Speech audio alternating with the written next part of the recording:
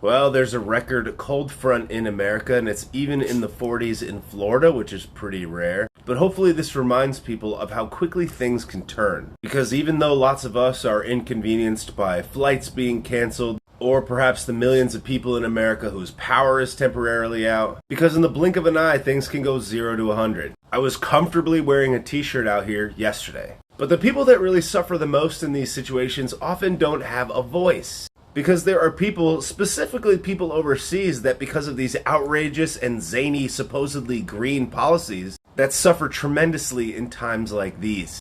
Because it's not about the weather, it's not about the planet. They just say it's about the weather, they just say it's about the planet because it's a commonality shared by all of us. We all live in this ecosystem. And it's kind of the way that a lot of people feel about their car or their computer. They drive the car or they use the computer, but they really don't know the inner workings of the computer or the car. They go to the expert, the computer worker, or the mechanic, and the computer worker could tell them that the thing has got a catalytic converter, upside down, hard drive, floppy disk, and they're like, okay. That same unknown is shared by everybody in the planet for the most part, at least the vast majority, as it relates to the weather, the climate, whatever. This has been seized upon by the powers that be as a mechanism that they could use to control the people. In simple terms, the planet will be fine. It's us that need to be worried.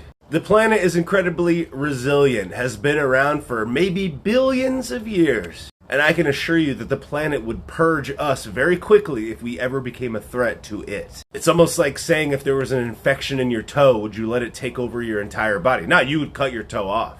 The world pretty much operates in the same way. There were hundreds of years, if not thousands of years of fire, floods, destruction, etc.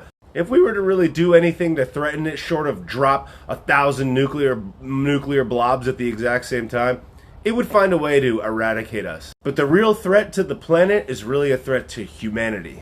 And it's not the things that we burn, it's the people that live on it. Because as each of these supposedly green initiatives are placed on the population, the people that really suffer are the people at the bottom. The people that have the lowest, theoretically non-green footprint. It's purely a power grab. Because things have been cold for the last few days, but they haven't been this cold. Which is just another analogy of how quickly things can turn. All of the sudden.